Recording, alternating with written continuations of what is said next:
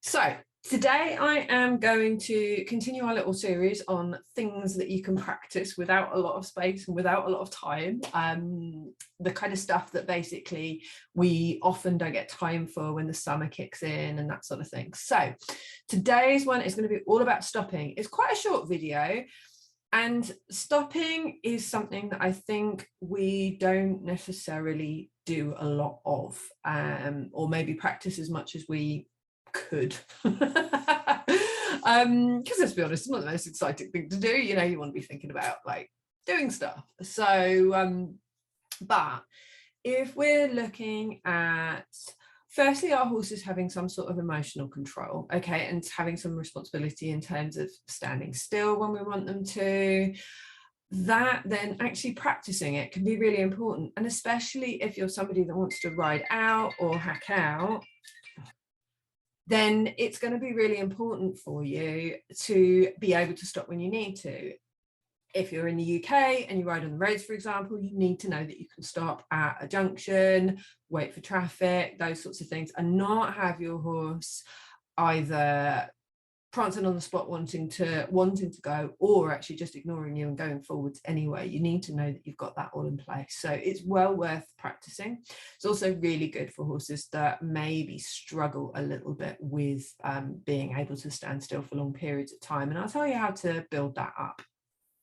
Here we are. So this is my little horse B, and we're going to be doing this practice in an arena.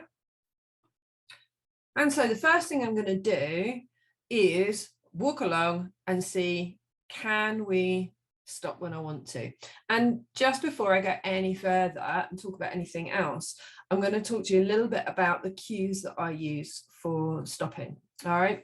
I teach all of my horses that if I breathe out and relax like that, that means stop. All right. So really, really useful thing to have in your toolbox. And if you do it enough and do it regularly enough, your horse will actually, the minute you breathe out, you have to be a little bit careful sometimes if you do it by accident, but if you breathe out, your horse will actually already be starting to stop once they get, if you're really consistent with it. And the thing about voice cues is any voice cues used, doesn't matter what it is, they'll be successful if you're really consistent with them. So the aids, if you like, are breathe out, relax through my body. That's the other reason I do it, is it's quite hard to breathe out and stay tense. Okay, it's possible, but it's harder. And what I want to promote both in my own body and my horse's body is that actually stopping's a good thing, it's a relaxed thing. Actually, we're going to take a break. Okay, so first things first, breathe out. Then I will, and also relax that down my body. Okay. Then I'll close my hands on the reins, and if needs be, I'll, put a little bit more pressure on the rein to get my horse to stop. Okay, that's how I do it. All right. And this is different from if you're teaching things like square halts and halting and that sort of stuff. That's a little bit more where you start to then want to keep your leg on to have the horse a little bit more engaged, maybe step underneath themselves, because that horse, when you're doing something like that in terms of dressage, you're actually halting, but you're wanting your horse to be ready to go forwards as well at the same time. I'm talking more about actually stopping and having our horses relax and stand still. So I'm going to get my stop, and then what I'm going to do is I'm going to relax the reins, and I'll let her stretch and relax the reins and give her the responsibility to stand still. I really want my horse to be to take on that responsibility, if that makes sense. So what I mean by that is I don't necessarily want to be holding my horse to keep them standing still. I want them actually to stand still for themselves. Now, I appreciate you might not do that again, talking about like if you're on the roads at a junction or something like that, you might not do that. You might actually keep hold of the reins because that will probably be a bit safer. But when you're practicing like this, it's really good to give them the reins and actually really test, can they stand still? If I give them no signals, can my horse actually stand still for themselves? And you don't necessarily need to like go right to the buckle like I do. You might just relax the reins a little bit, okay, and just let them you know, and just give a little, take the tension out of the rein and just give them that responsibility so that you can be ready to stop them again. And that would be a really good way to reward, for example, going back to my hacking example, if you were hacking out and you wanted to reward your horse for actually stopping, you could take a little bit of tension off the reins, but you could still keep them. All right, so you just push your hands forward and just let the reins go a little bit loose. Okay. Now, if my horse walks off once I've got that loose rein, I'm going to quickly gather up the reins and ask her to stop again.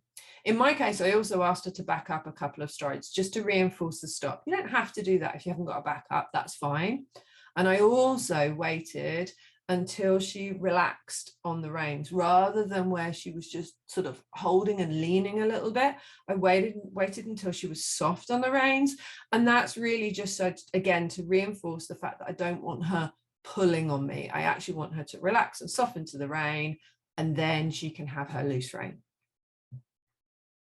And she can stand with that loose rein as long as she wants. That's absolutely fine. And I would encourage you to practice. Like if you've got a horse that's really impatient, you might want to just build it up by degrees. So you might only get like 2 seconds of a stop before they're ready to move again, but that's fine. You build it up and you go, okay, well, let's have that 2 seconds of stop, then we'll go and we'll practice it again. And you build it up and you go, okay, can we do 5 seconds? Can we do 10 seconds? Can we do 30 seconds? All right. If your horse is getting pretty good at it, can I stop on the yard, for example, and have a chat with somebody and not have my horse fidget? And so sort of have a little bit of kind of awareness around your horse while that's happening. And doing things like stopping and chatting on the yard is actually a really great way to practice having your horse stand still for a little while. Okay, so those are the kind of things that you could play around with to you know, improve your stop. And you know, as well, doing something like that's often useful as well, because actually if you're practicing this on your own, 10 seconds, 30 seconds will honestly feel like about 2 hours. So yeah, so you can always do something like that, have a friend so that you can chat away while you're practicing, waiting for your horse. Okay. Cool. Then from there, I'm just practicing a walk again a few times. Can we halt? And then the next thing I would do is also practice it from trot. Okay, can I breathe out, relax, and ask my horse to stop riding effectively, and get my horse to stop from a trot?